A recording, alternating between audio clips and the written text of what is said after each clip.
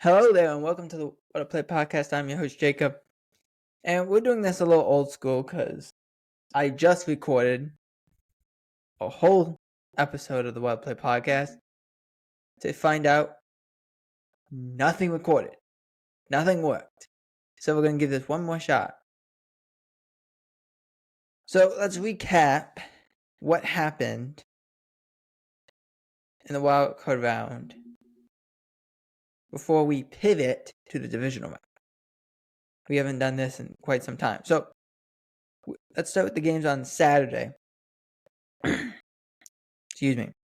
We have the Rams the Chargers at the Houston Texans. The score was 32-12. You could just see, first of all, even though the Chargers defense had 4 turnovers, doing everything they could, the offense of the Chargers just couldn't move the ball. Besides Ladd McConkey, no one could catch a ball. Nobody. One goes off Disley's hands. Johnston couldn't catch anything that was even thrown in anyways near him. It was just bad. It was really bad performance by the Chargers wide receivers, or receiving core, I should say. The run game was fine, but not good enough. Justin Herbert was under duress a lot from Will Anderson, Danielle Hunter. Just not enough of a offense is showing. And again, like I said, your defense can do so much. If you don't move the ball, it ain't gonna happen. The Texans could move the ball. Even though they had the turnovers, they could move the ball. They won. Now they play the Kansas City Chiefs. We'll get into that, but they gotta fix this offense. They really have to. Their defense played great. Their offense needs a lot of work. Moving on to the second game on Saturday, the Pittsburgh Steelers at the Baltimore Ravens. The Ravens come out victorious. 28-14 was the final. Ugh. That's what this was my reaction. Ugh. Not the fact the Ravens won. That I'm okay with. That's fine. The Steelers' performance was ugh. There was nothing there. Their defense got beat on everything. They couldn't stop a run. Derrick Henry over 100 yards for the second time in 3 meetings. They nearly had 300 yards on the ground, the Ravens did. Lamar Jackson had a couple touchdowns. Derrick Henry had a couple touchdowns. That was it. That was their performance. Their defense played great. Russell Wilson didn't look comfortable at all. Besides those 2 touchdowns by Pickens and Williams, there was nothing. They couldn't do anything. And I have a question for Steelers fans. At what point do you get to we have to have this conversation about getting rid of Mike Tomlin? At what point? Because for the length of time that you've been here, and I like Coach Tomlin. I love Coach Tomlin. That guy I would want to be. I would run through a wall for Coach Tomlin. But if you do that, it wasn't good. After the game, there was a report that came out that Arthur Smith and Russell Wilson did not have a good relationship. Arthur Smith actually wanted Justin Fields to be the quarterback and not Russell Wilson. Maybe that's because Justin Fields can do more than Russell Wilson. Maybe. But it doesn't fix the offense. I can tell you there's so many different instances. Go back to week 1. Go back to week 1 against the Atlanta Falcons. That was their offense. We could run the ball a little bit. We throw the deep ball. And then we rely on field goals. I mean, you didn't rely on field goals in this game. You didn't. But you didn't win the game either. And all those points came in the second half. Those 14 points came in the second half. The first time Mike Tomlin had been shut out in a half as a head coach of the Pittsburgh Steelers. Ever. That never happened. That's how bad they were. Their defense was getting beat on everything. Their offense got beat on everything. They couldn't move the ball. It's that simple. And just like I said about the Chargers, your defense can play phenomenal. But if your offense can't move the ball, it ain't going to matter. That's the Steelers the entire year. That's the entire year. From week 1 to wildcard was that. They couldn't move the ball really. They relied on field positioning. They relied on takeaways. They relied on their defense constantly and hope they get something on special teams and hope their field goal kicking is good and hope maybe they could get some deep balls to go their way. They could get some big gains, touchdowns on them. They couldn't do anything other than that. They have to hope that their defense wins the game because the offense can't do dead. That's the problem. You want to fix this offense, go right ahead. It's a very complex problem. It's not the quarterback. It's not the offense. It's everything. In order to fix that, you have to go and say, what are we doing wrong? Because for 5 years, Steelers fans have been saying this, that the offense is bad. And then you look at it and you say, oh, dang, this offense is bad. For 5 years.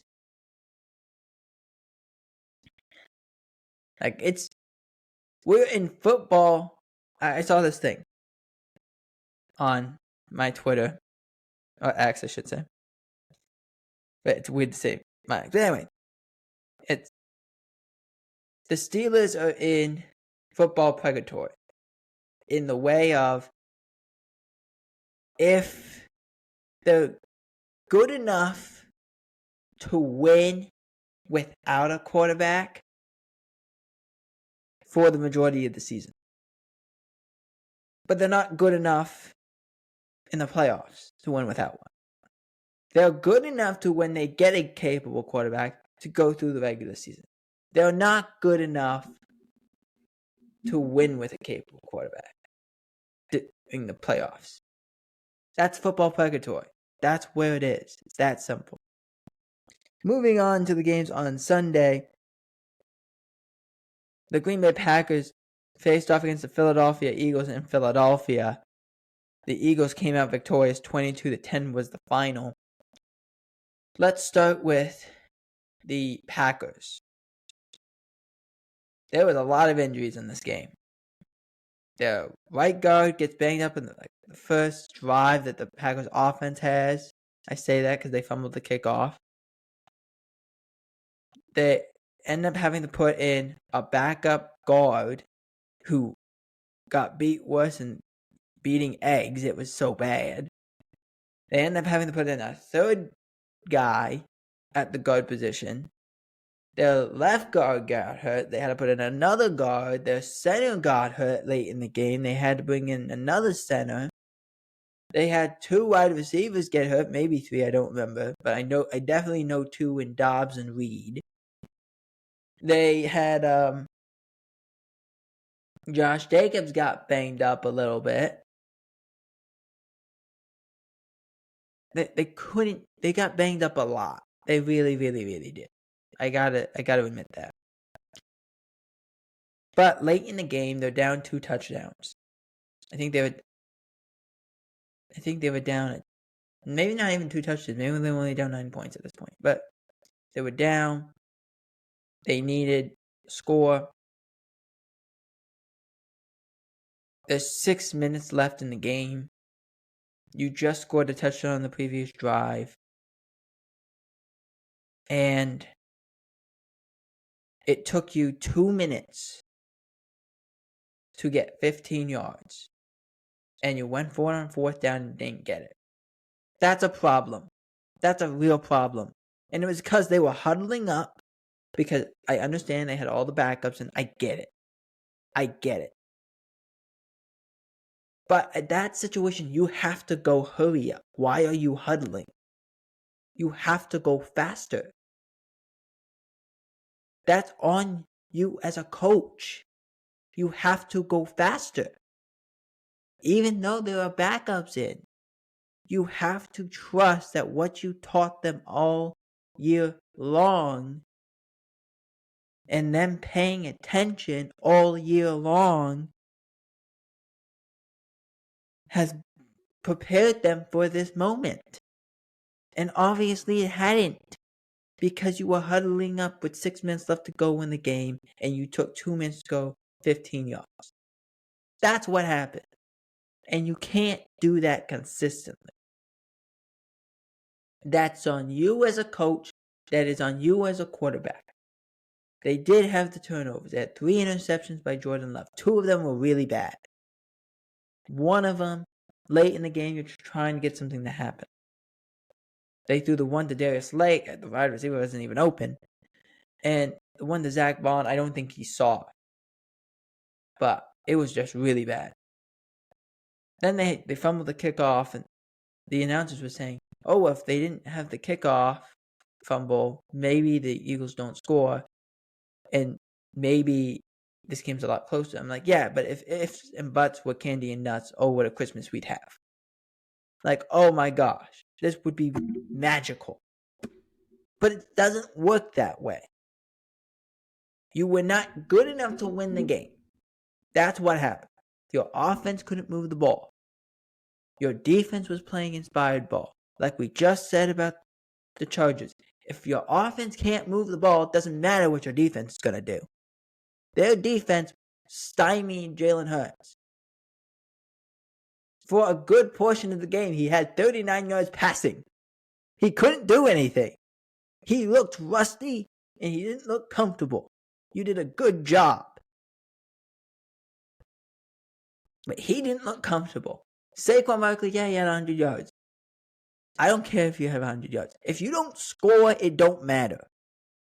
That's what happens. If you don't score, it don't matter. Yes, he had 100 yards. Happened late in the game, and they couldn't really move the ball. Yeah, a lot of attempts, too. Jalen Hurts had 1 completion to A.J. Brown. You stopped A.J. Brown. You did. If you told me, as a defense, if you told a head coach as a defensive coordinator, we're going to stop A.J. Brown, we're going to stop Saquon Barkley, Jalen Hurts is going to have 39 yards passing in the third quarter, and then as the culmination of the game, in the third quarter, he's only going to have 39 yards passing. I told you, oh my gosh, we won. We won somehow. We won this game. We were the 7th seed. We won. No. How? The quarterback had 39 yards passing up to that point. Their best receiver only had 1 catch. How on earth did we not win? Well, yeah, but our offense couldn't do anything. Your defense can do so much, but if your offense can't do anything, it doesn't matter. And that's what both these offenses couldn't do really anything. But the Eagles were at least better at trying, I guess. That's the best way I can put it. Let's do it the game earlier in that day. The Denver Broncos and the Buffalo Bills. The Bills winning the game 31-7. Broncos scored first. And Bills scored 31 points after that. The Broncos hadn't faced anyone consistently that was good. And the Bills could just, they did enough in the beginning, and then they let Josh Allen become Josh Allen, and that was it. It's what happens. It's what happens. You got to be better. But this is a learning curve. You have a rookie quarterback. He's going to get better. Sean Payton's only in his second year. He's going to get better with Bo Nix's play calling, with the team's play calling. He's going to get better. I do think Vance Joseph did a good job this year. I just think he needs to be better against better opponents. And that's what happens when you're not a good team. You're going to get worse opponents. That's what's going to happen. It's that simple. They made the playoffs for the first time since 2015. All that's very important. But the Bills move on. Another team that moves on is the Washington Commanders. They beat the Tampa Bay Buccaneers at home. Or in Tampa, I should say. 23-20. Baker, I thought, did well. I thought this Commanders defense played well in spots. The botched jet sweep that was a fumble that was recovered by the Commanders. That hurts. That hurts. I thought sometimes the Bucs were trying to be a little too creative and not just do the things they need to do, like get the ball into the end zone. But that's up for debate. And Zane Gonzalez doinks it off the upright and it goes in. There's not much you can say. It's really not much you can say. It's just frustrating if you're Tampa Bay. This is Washington's first playoff win since 2005, where they beat the Tampa Bay Buccaneers. Their quarterback that day was Mike Vrabel, the quarterback coach of the Detroit Lions. This all comes full circle. Just letting you know. Moving on to the last game, the game on Monday night between the Minnesota Vikings and the Los Angeles Rams. Our thoughts and prayers are with the people of Los Angeles as they go through this trying time. And then the NFL moving this game to Arizona was necessary. I also want to acknowledge the NFL did something really positive, I thought. They, in terms of the people who tried to go to this game, gave them the first opportunity to buy their tickets. The people who had already bought their tickets got to get their tickets back for the game in Arizona. So I thought that was really nice of them. However, the Minnesota Vikings did not have such a nice Monday night as they ended up losing the game 27-9. Sam Darnold got sacked 9 times. This Vikings offensive line is really good. They folded. They folded faster than paper gets folded. This was bad. This was really bad. Wide receivers running wrong routes. Guys couldn't get open. You could definitely see the struggle in the running game. Even when they did score a touchdown, it didn't matter. It was bad. And their defense did play well in spots. But the Rams came out with a flurry, scored a touchdown on the opening drive. I thought Matt Stafford played really well. Puka Nacua and Cooper Kupp were on their A game, making catch after catch. Big catch after big catch. It didn't matter. They made it work. And you saw the weakness of the blitz defenses, where if you blitz and blitz and blitz and blitz and blitz, you may get there. But if you don't, or the quarterback sees it, there's the issue. It's that quick. Now the Rams go on the road to Philadelphia. That's a big ask for them. They lost to the Eagles in their house a few months ago. Maybe they can change that. Maybe they won't. We'll have to wait and see. But congratulations to all the teams that won. The Texans, the Ravens, the Eagles, Commanders, the Bills, and the Rams. Now let's move into what happened on Sunday. The New England Patriots hired a new head coach. It is Mike Vrabel. Vrabel, former Patriot, played there became a disciple of Bill O'Brien as Bill O'Brien was in Houston. Then got the job in Tennessee, took it, was there for a few years, ended not so well, was a Browns consultant this year, actually on the offensive side, oddly enough. Now he ends up being the head coach of his New England Patriots, a place he won 3 Super Bowls as a player. I want to say this. This was a great hire. Great hire. Best hire. We all said he was the overwhelming favorite. Saturday, there was news that broke that said that he and Patriots had already had conversations about contract talks. So you knew this was the Patriots guy. I'll allude into this here because it bleeds into the next topic that we were going to talk about of a coaching change. The New England Patriots interviewed Byron Leftwich, Pep Hamilton, Ben Johnson, and Mike Vrabel. Not in an exact order. 2 of those people you've heard of. Maybe if you really watch the NFL, you've heard of 3 of them. But you don't know who the 4th one is. Byron Leftwich was the offensive coordinator of the Tampa Bay Buccaneers when Tom Brady was there. Okay? He was also the offensive coordinator when I believe before Bruce Arians got there, if I remember correctly. The last time he coached was 2022. Tom Brady's last year, by the way. You know who Mike Vrabel is. Ben Johnson's the offensive coordinator of the Lions. So who is Pep Hamilton? Pep Hamilton was the offensive coordinator of the Houston Texans under Lovie Smith.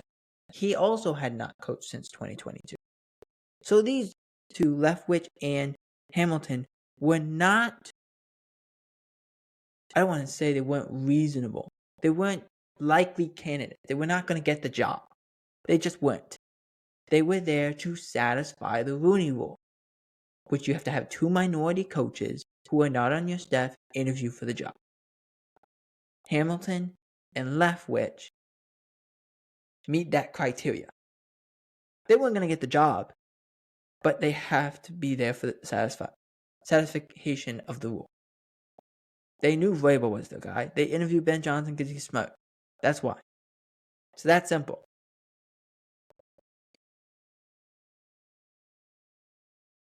How does this bleed in to this next topic? I'll give you an example. I'll give it to you right now. The Dallas Cowboys let go of Mike McCarthy. We will get into that a little bit. The reason this bleeds into it is because the Cowboys are also interviewing coaches for the vacant seat in Dallas. They were interviewing Kellen Moore today. When we record this is Friday. Today, he's being interviewed. Tomorrow, Robert Saleh is being interviewed. That's Saturday. On Monday, Leslie Frazier is being interviewed. Who are these guys? Well, Kellen Moore is the offensive coordinator of Philadelphia, former offensive coordinator of the Chargers, former offensive coordinator of the Cowboys. So you know him really well. If you're the Cowboys or if you're fans, you know him very well of who he is. The Robert Saleh, head coach in the New York Jets, was also the defense coordinator of the San Francisco 49ers prior to that. So you know him. Leslie Frazier, this is Pep Hamilton for the Cowboys, okay? Leslie Frazier, brilliant defensive mind. He's brilliant. Older guy, but brilliant. He was the defensive coordinator, his biggest success, defensive coordinator of the Buffalo Bills. Okay? He kind of got nudged out of Buffalo by McDermott. Now he's an assistant head coach in Seattle.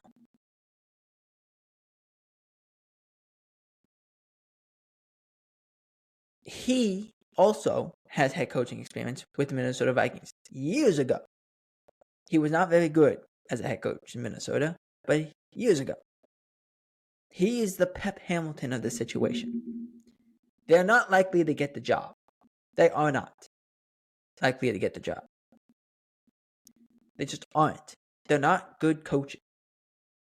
in terms of this head coaching vacancy. They are there to satisfy the renewal. And I predict at some point in the offseason, the NFL will have to say, no, you have to get guys who are like actual guys for the job. You actually have to hire people who are actually able to get the job.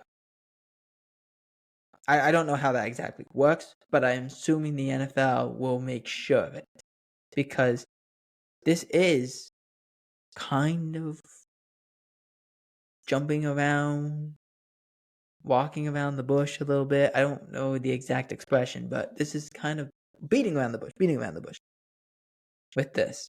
That's what they're doing. These guys were not likely to get the job anyway. So that's kind of what you're doing. They're beating around the bush. Am I saying Kellen Moore is going to get the job? The answer is no. I'm not saying that Kellen Moore will get the job.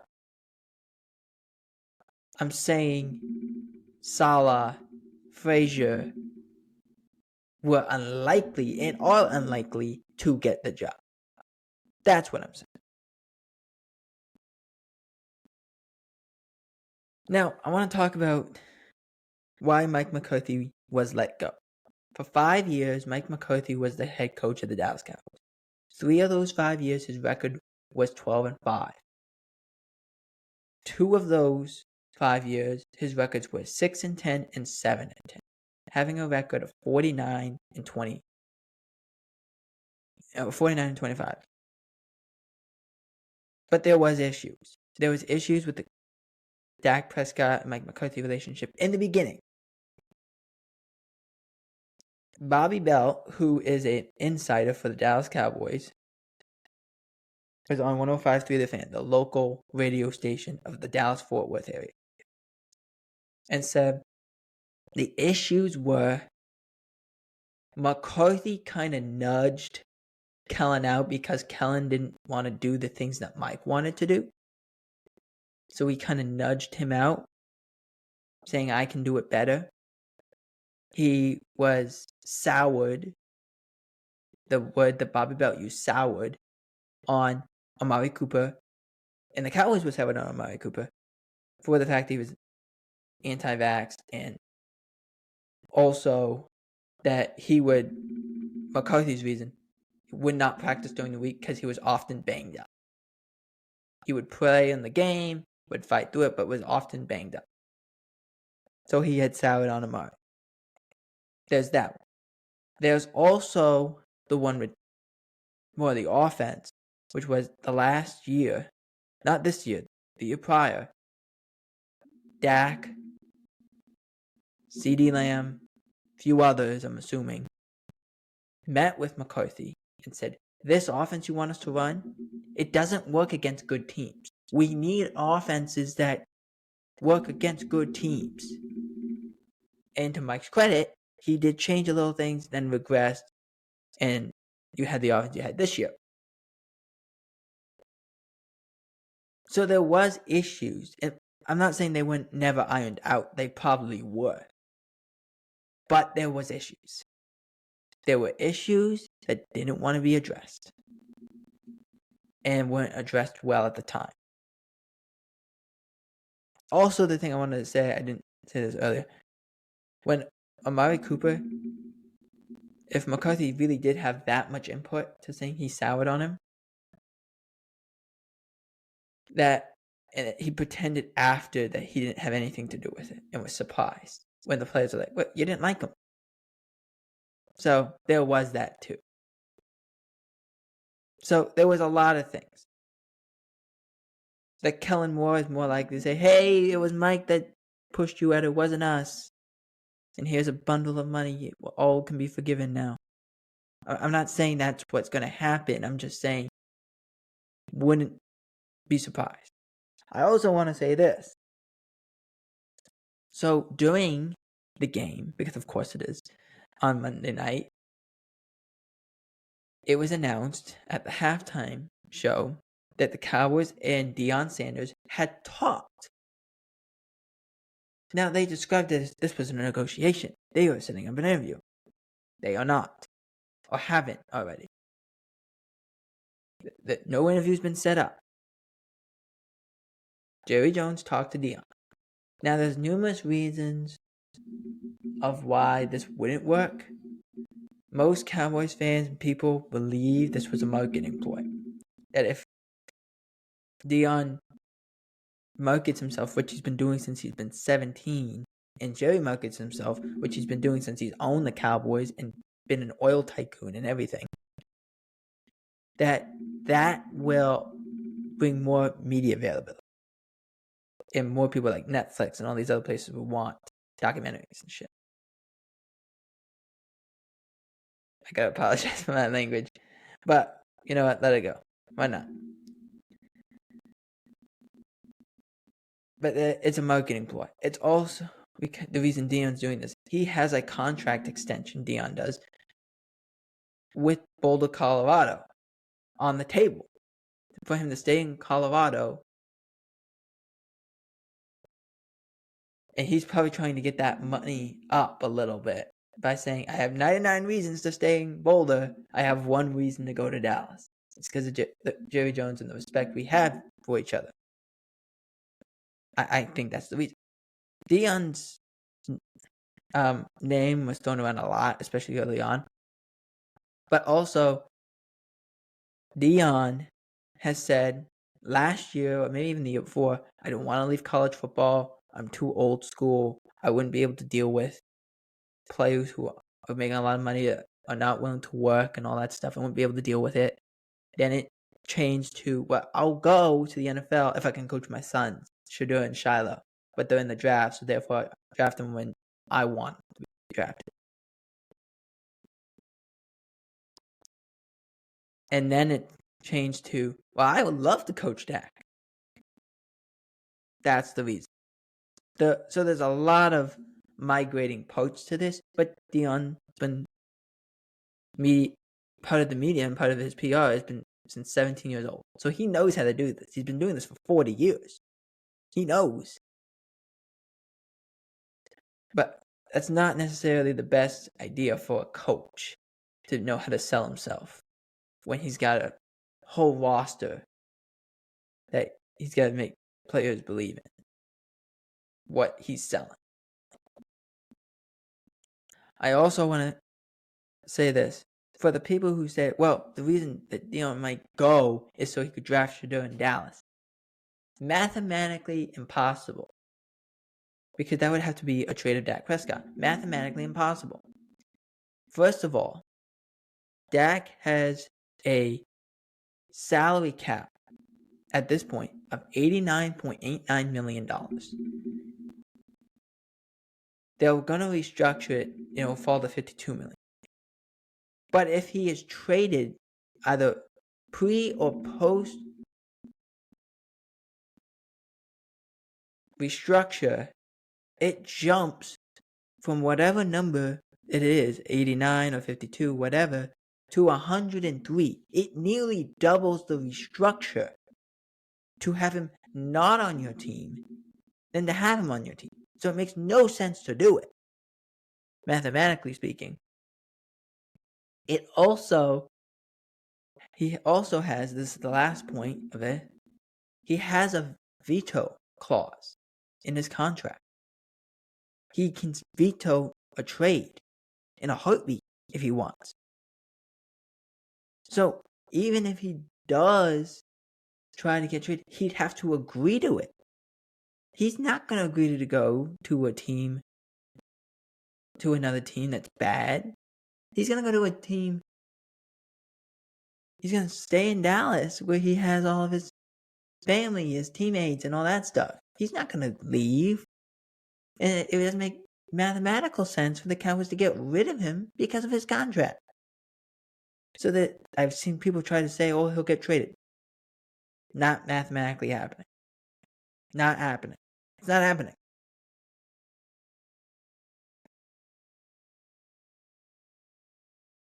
So that's another reason that Deion would probably win.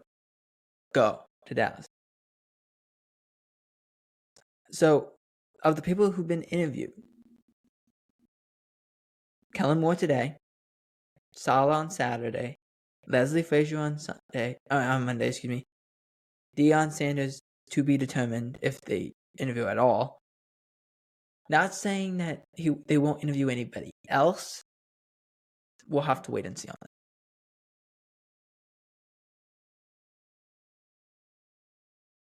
Let's move on to Bill Belichick. Bill Belichick has yet to sign his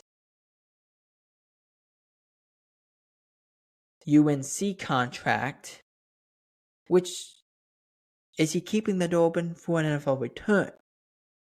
He is yet to sign it. Does that also mean that his buyout does he have a buyout, or can he just walk?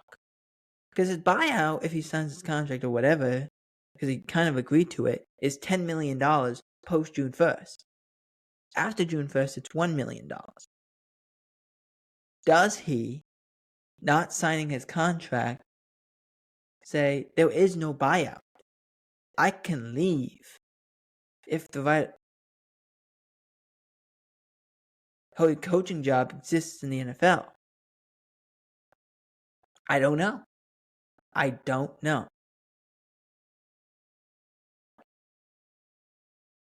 That's a reason that has to be aired out as well. Moving on, this was news I broke today. The Miami Dolphins are going to play their first game in the NFL season next year in Madrid. This is news. This will be the first game in Madrid.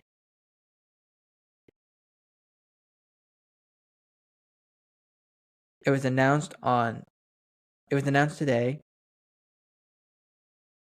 The NFL the Miami Dolphins, I should say, put out a nice thing saying, "We are thrilled to play the NFL's inaugural game in Spain, a country with rich history and tradition and passion, and a home of a vibrant Dolphins fan base." From their Vice Chairman, President, and CEO Tom Garfinkel. He also said in a statement, "There is a hunger for football in this market, and we are proud to join with the NFL in growing the game internationally, while engaging with old and new fans alike, with the unique surgery between the Dolphins and Madrid, between Miami and Madrid, We believe this is only the beginning for us in an incredible region, and we look forward to bringing the excitement and community of Dolphins football to Spain in 2025 and beyond." It was a very strange thing to say, but okay. It was either between the Bears or the Dolphins, and they chose the Dolphins. Just to let you know. Okay. Before we go into the predictions of the divisional round, we must say this: the Titans have hired a new GM. I'm going to butcher this. I apologize. Borgenzi, I probably butchered that, as the new GM.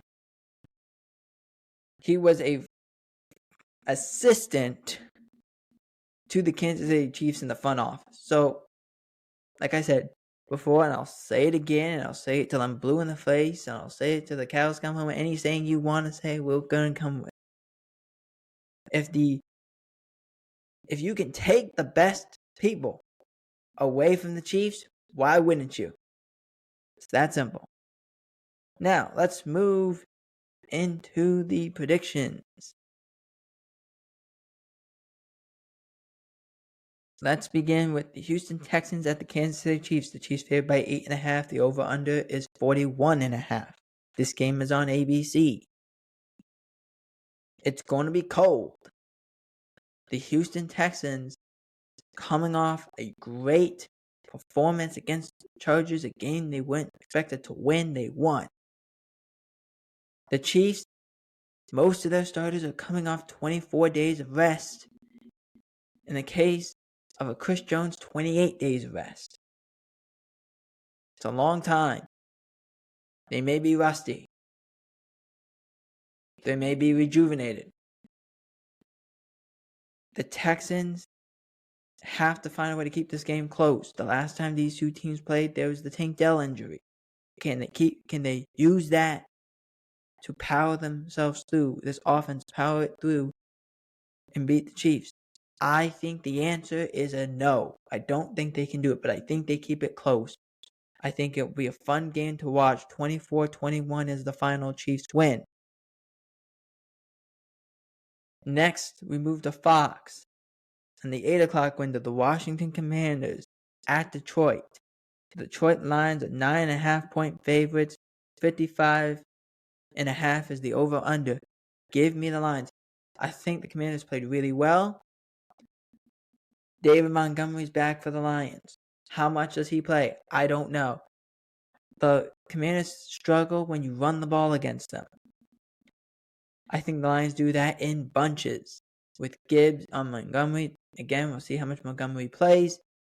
And the great defense, I can't wait. I want to see the Lions win this game. In Detroit, it will be a madhouse. It will be exciting. The Lions win in a shootout, 38-35.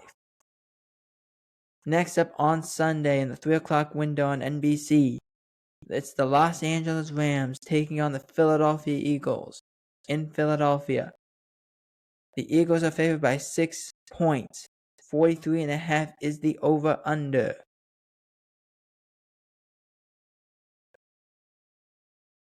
The Rams, the last time these two teams played, got walked back over and over again. They couldn't stop the Eagles. The Eagles, the last time they played this team, they were able to do anything they wanted. Will the same happen? I think the Eagles win, but I think the game is close. It is supposed to be snowy. A lot of snow. The last time Matthew Stafford played in the snow, if I'm remembering correctly, you gotta go back to when Calvin Johnson was playing. And that snow day that they had, Reggie Bush was the running back, and I think Sean McCoy was the running back for the Eagles that day. That was how long ago this was. Remember, that was if I'm remembering correctly, that was the one when Calvin caught a ball in the snow on a big play, gets tackled, and his face mask the snow gets all up in his face mask, and he had to try to shake it out, poke it out, do all kinds of things so he could see.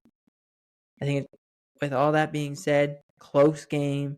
I think the Rams try to feed off that energy of what's going on in Los Angeles right now with their people. But I think the Eagles win this game. 20-17 is the final in Philadelphia. And the last game, Buffalo Bills are at home against the Baltimore Ravens on CBS. +1 for the Bills. Over-under is 51.5. This game, first of all, it's when I saw that the Bills were not favored, it was because I was like, there's no way they can't be favored. The weather goes in the favor of Buffalo. It's going to be cold, single digits, I'm told. This is going to be one of those games. It's going to be fun to watch. Do I think the Bills can win? No. Derrick Henry is going to have a big day. Zay Flowers is iffy. We'll see if he goes. That might be more told on Saturday. I think the Ravens win a close game, but I think it's a fun game. 27-24. Ravens.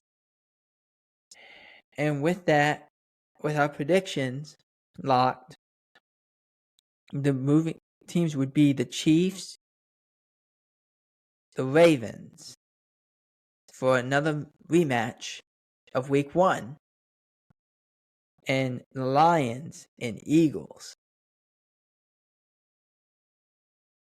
So let me know in the comment section who you have winning this week. Also, who is likely to upset? Is it Houston? Is it Washington? Is it the Rams? Or is it the Bills? Let me know in the comment section. For the What Play Podcast, I'm Jacob Hebert. We will see you next week for the championship round in the NFL playoffs.